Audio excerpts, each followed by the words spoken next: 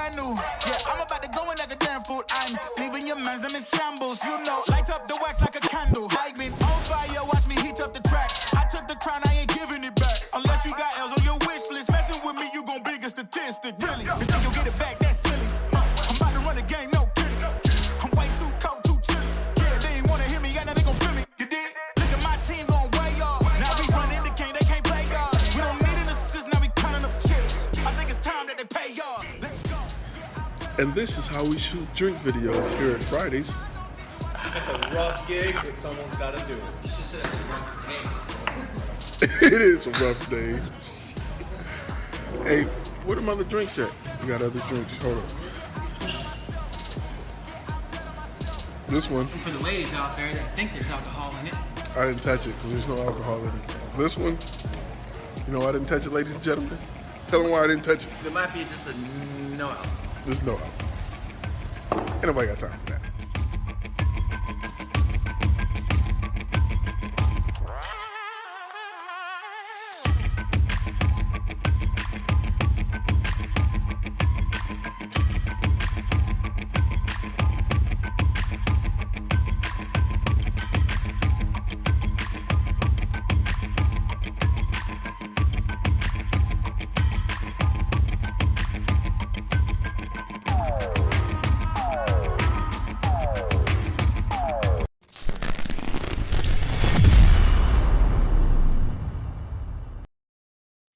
What's really good, ladies and gentlemen? I know it's been a while. I know it's been a minute, but we back.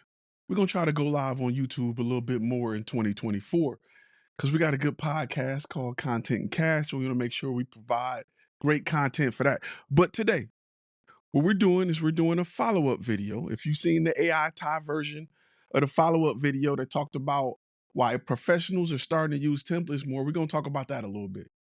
So we got some follow-up things I want to talk about. But before we do that, we got to roll this graphics. We got to roll this intro. Let's get it.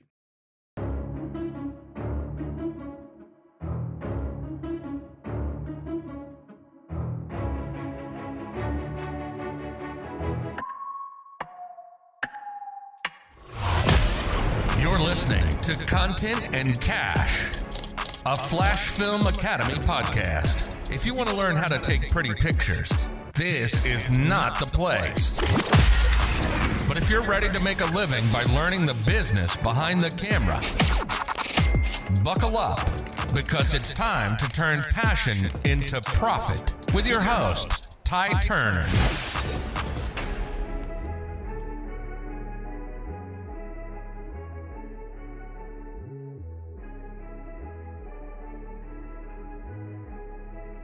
What's really good? It's your boy Ty.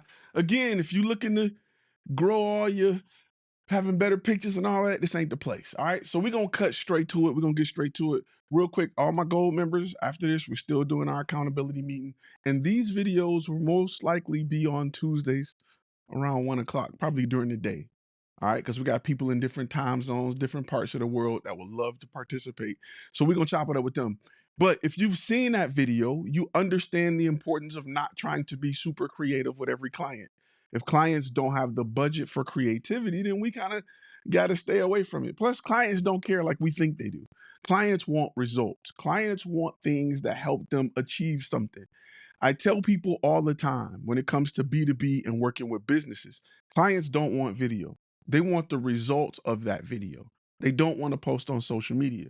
They want the results of what comes from posting on social media. So we got to keep the idea of results up front when we're talking, working, and dealing with B2B clients. So important that we do that. So important that we do that. So again, let me make sure I post this because what we're going to do is we're going to definitely talk about this more on the app in our after hours where we're going to, have our accountability meeting and talk about some of the wins that guys are doing, some of the losses or lessons, and we're going to learn from them as a group. We do that every single Wednesday at 6 o'clock Central Time. We got a bunch of people that'll be on that. But anyway, let's get into it. Number one is understanding the balance between creativity and practicality in professional video. We as content creators we got to set that, we got to draw that line. And a lot of times when a lot of you guys come from working from B to C or shooting music videos where you got to go above and beyond and do all these graphics and all this crazy stuff. You get over to the corporate side and you realize you don't have to do all of that. It's about what the video do for the client and how effective it is working with the viewer. What kind of call to action do it bring? How is it helping people do whatever the client needs it to do? And I tell people all the time, you don't have to go crazy. You just got to create something that works. And the great thing about having a niche is when you create something that works, you can do it over and over again. You have results. Shout out to Brian from Ipsy. I'm from Detroit. What up, though? Let me do that. Let me go ahead and do that for you real quick. Anyway, so we want to definitely make sure that we are exploring the middle point between creativity, aspirations, and then the industry demand. We have to define it and set that bar. We can't go crazy with it. Big shout out to my boy Marcus out in Arizona. That's what I'm talking about. We also have to understand the client needs over a high concept idea. So we need to thoroughly, and this is why a lot of times, when we do have our goal meetings, we talk about understanding what the client wants. Sometimes it's not what they ask you for. They're asking you for a video. It's up to you to determine what the purpose of that video is. Because if you deliver what they ask for and they don't get the results they think they can get, guess who the bad guy is? Guess who's going to get blamed? Guess who's not going to get a review? Guess who's not going to get referred and called back? So me, whenever I talk to clients, my goal is to understand what is the purpose of this video? What do you wish to achieve with this video? Because often I'll have ideas or different directions we need to go into to get there. And my directions are based on experience. Some directions aren't. Good looking out on the super chat. Appreciate you, bro. Appreciate you. I wonder if it won't let me post it on here, but appreciate you with the super chat, bro. St. Louis, that's what's up. That's what's up. So let's talk about the number 2 step, right? Which is budget constraints and creative choices, right? What are the budget constraints? If somebody's paying you less than, I'm gonna be real, if it's less than 50,000, you shouldn't be going crazy getting creative. They're not paying for creativity. And often we as creatives want to get creative and all these camera angles, and the client just wanted to work. So your job when you work with a niche, I'm gonna punch you in the throat with the idea of niche over and over again because it's super important. As you're working with a niche, you know what works and what don't.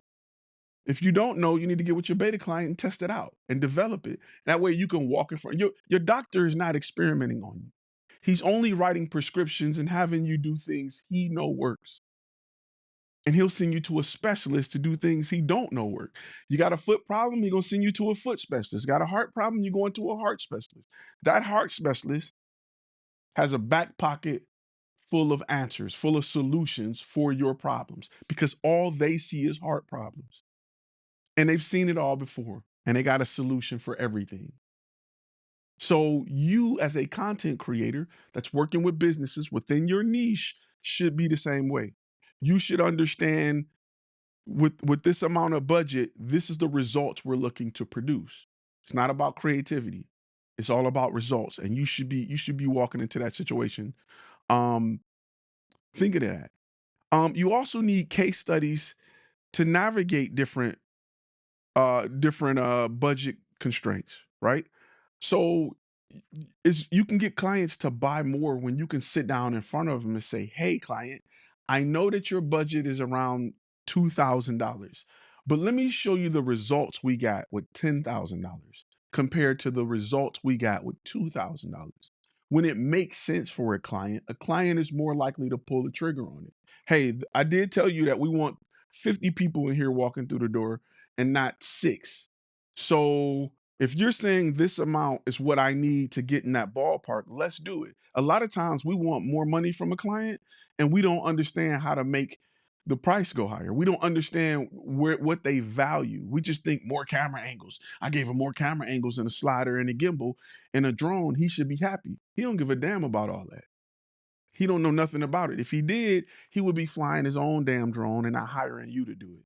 So since he don't understand the crap you trying to sell him, help him understand what he's trying to achieve. We talk about this a lot, and I'm gonna post this and pop you in the face because we talk about it majorly in Module 1.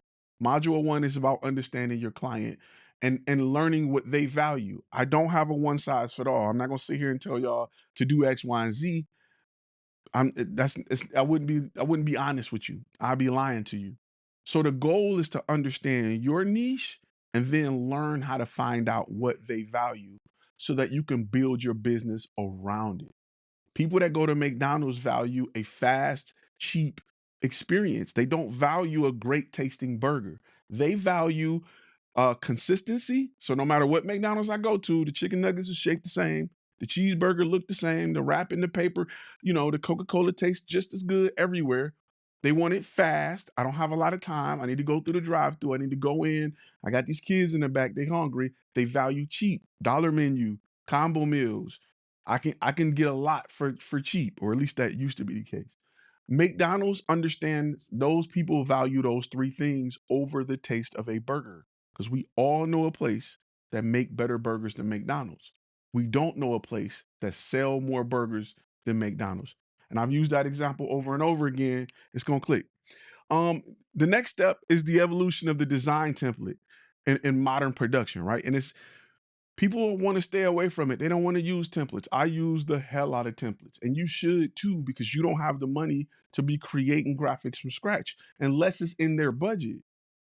And think about it too. You could spend every day on a template website looking through templates, and you still may not see a graphic somewhere that you've seen before. Your client is going nowhere near them websites. They wouldn't know if it's a template or not to save their life. You live in a world where you're looking at them all day long, and maybe you can spot one or two. Maybe you've seen one or two. They're nowhere near that. So they don't care about templates like you think they care about templates. Um, and these are things that you can use to enhance your quality. These things add value to what you offer for a fraction of the price. I go on places like Envato and I buy 1,000 lower thirds for $39.99. I do it all the time. I'll never use all of them, never run through all of them, never get a chance to even touch all of them. But they add value because they instantly make my content look better. Instantly make my content look better. So also the next step I want to talk about is kind of the perception of originality, right? In the industry versus the audience. You got to understand that there's a big difference between that. And you can't let that get to you. You see, we are creatives. We got a creative ego. We want to be this artist, but we're in a field that's doesn't necessarily cater to creatives. Like, it's great that you are creative, but create some results, bro. That's what they want. Create some results. Don't just make me something pretty. We're not artists. Artists can make something pretty in hopes to sell it. As content creators, our goal is to create something that drives results. It can be as ugly as it want to be. And if y'all got questions, go ahead, ask them. We'll jump on them. It can be as ugly as it needs to be as long as it works. And we got to take that ego out of trying to be creative and do something pretty. Leave that at home. Go do that with your kids and your personal projects. But for businesses, all they care about is results. And you got to understand also the industry, the standards, our standards don't align with our audience standards. Our standards are way up here. The audience don't care. Like, and I'll give you an example, something that I had to learn, right? And I had to learn working with this channel compared to work. When I first started my YouTube channel, man, I was in the field all day. I didn't want to come home and set up lights and mics, and I was just shooting with whatever. And I would be giving people valid information on how to grow their business. You know what they would say? Oh man, your exposure off. What? Oh man, your audio's and I had to understand my audience is a bunch of guys or girls who sit around and work with this stuff all day. So they care about that. So for them to hear what I'm saying, I'm gonna have to really set up a station where I can cut it on and film and everything. Think about it like this. You as a content creator, your family can watch them Temu movies all day and night. They can be poorly shot. Audio can be from the camera. It can be stuff in the background. They don't see none of that. They just enjoying the fact that such and such about to get caught up by her husband doing so, like they're into the story. We as content creators, it's hard for us to get into the story because we're just looking at, man, this junk is terrible. Like, what? Why would you even? Where's the light? It's so grainy. Why would you shoot this? Is this in 30 frames a second? Like, we're caught up in that. 99.9% of the world is not. You have to understand who your audience is. You have to understand who your audience is. So, and last but not least, it's about maximizing efficiency with available tools. It's about maximizing efficiency. I don't want to spend 2 hours creating lower thirds from scratch when I can drag and drop something on in a second. You go back to the video I talk about billable versus non-billable hours. Do you really want to dedicate an hour, 2 hours of your project to creating graphics from scratch? Is that in the budget? Because most times it's not. And if you're making under $50,000, $60,000 for a 10-minute video, really a 2-minute video, if you're making less than 50 or 60,000, it's not in your budget, fam. Drag and drop a pre-made template on that video and keep it moving. Put that time into color grading or not even color grading really at that point. Put that time into color correction. You have to understand, and I know people feel like I want to do so much. I want to give so much. I want to put so much into this project. They didn't pay you for it, fam. Focus on results and only results. Stop trying to be creative. I guarantee you this, me and you can work for the same client. I can turn in an ugly video with a conversion rate of 50%. You can turn in a polished video shot in the Grand Canyon co-starring Brad Pitt that has a conversion rate of 15%. My video can be 50,000, your video can be 25,000. They're going to call me back every single time, fam. When they look at that conversion rate, they're going to call me back every single time. They don't care about how it looks. They want consistent conversions. So keep that in mind before you go out here killing yourself trying to be something that is not needed. Keep that in mind. Keep that in mind. It's very important that you understand that. So, what I do is I have a set of templates that I customize to my liking and I save them. So whenever I want to use it, I drag and drop. I'm gonna give you another tip. I'll give you another tip while we're here that I usually save in my back pocket.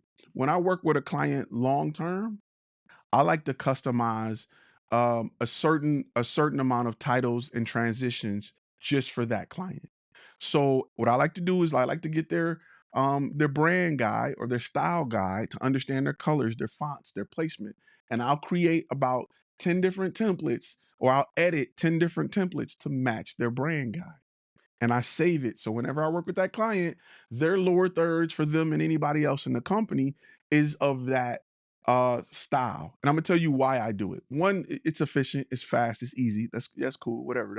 That's half of it. The most important part is once they approve it, you never have to get approval for graphics again. You never have to get approval for graphics again. And what I like to do is I like to this another little I shouldn't even be I'm giving y'all too much, but I'm gonna give it to you. I'm gonna give it to you. Boom. Y'all ain't seen that in a while. What I like to do is whenever I work with a client and we're working long term, and this is definitely for my gold members. So I'm gonna pop that up too. Whenever I'm working with a client, right, and we're working long term, I like to send you over a graphic video.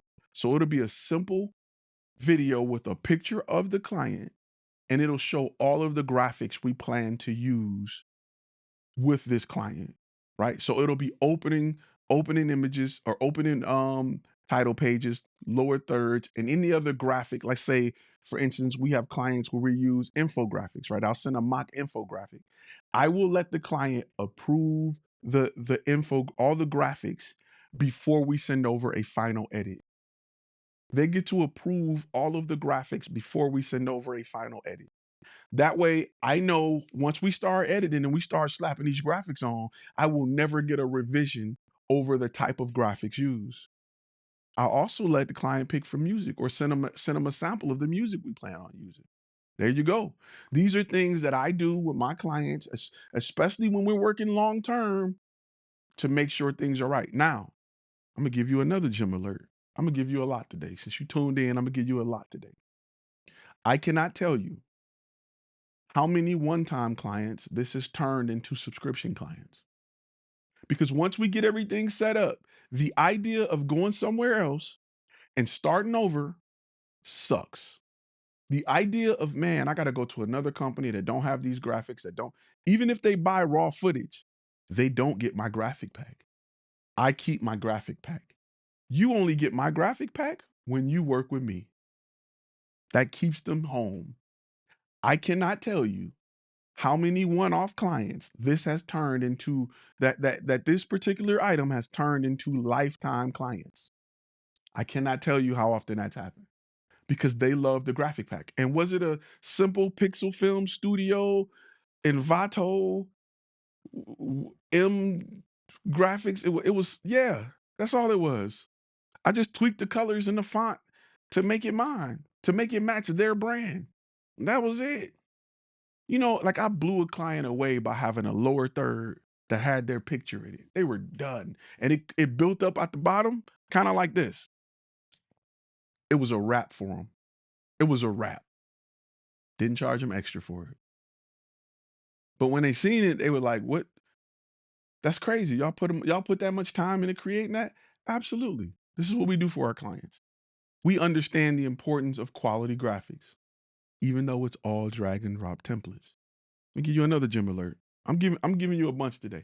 In part two of the video, which is on the FlashFilm Academy side, I talk about how and where to find these graphics. I talk about what to look for. I talk about different things you can add on. And this is not just for videographers. There's a ton, and I mean a ton of templates for photographers, right?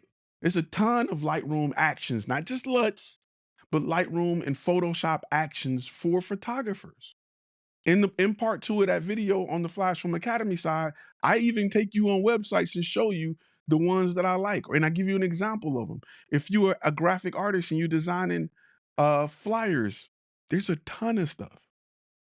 There's a ton of stuff. It's just like if you're in the beat making, right? You want to make beats. There's a ton of loops and stems and samples that you can buy in packs.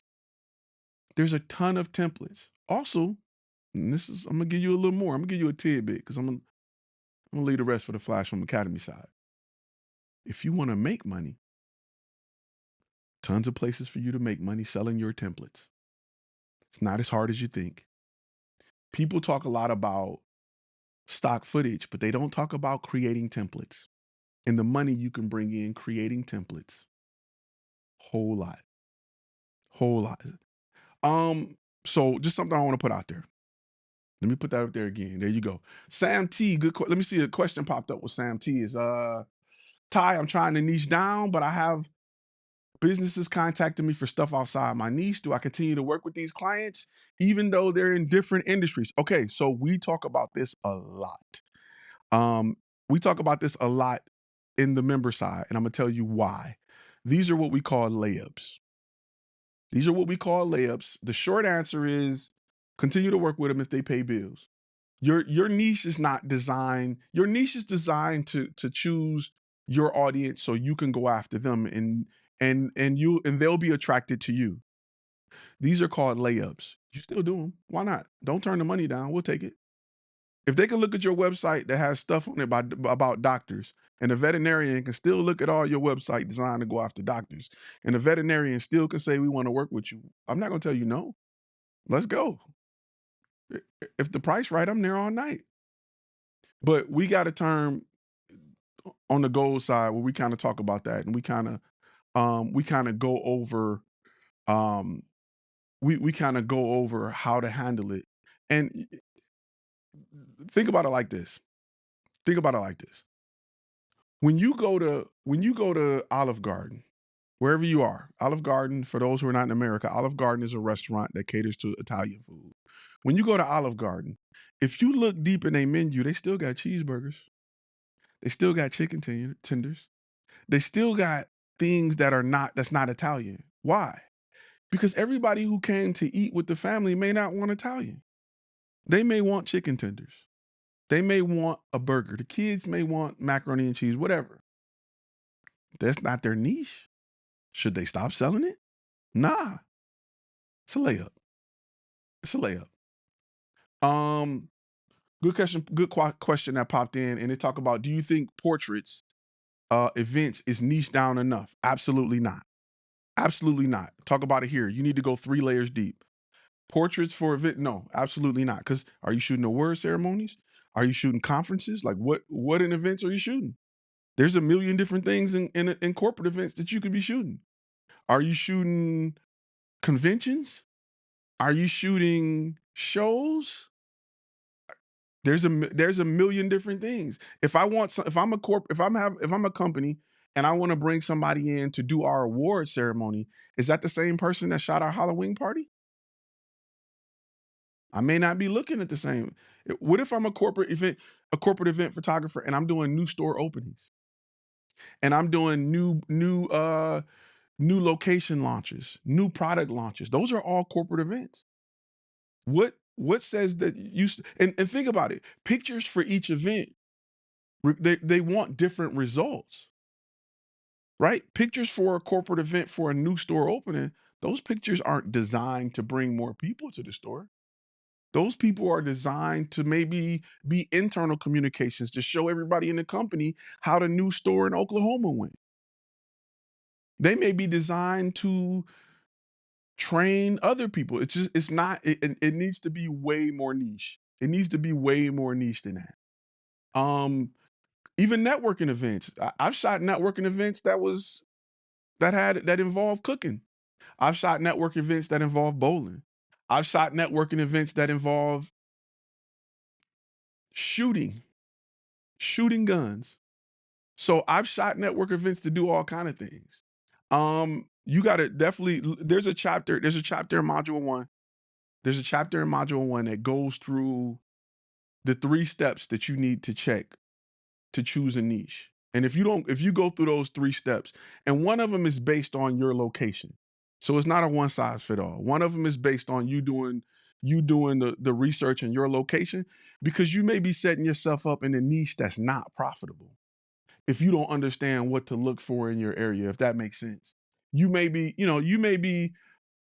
in a landlocked area and you trying to go after a boat company. And don't get me wrong, hypothetically, it won't be that straightforward, but you need to look at your area and see if the industry is viable enough to make a living on in that area. I don't want to chase $2 clients. I want to chase $20,000 clients.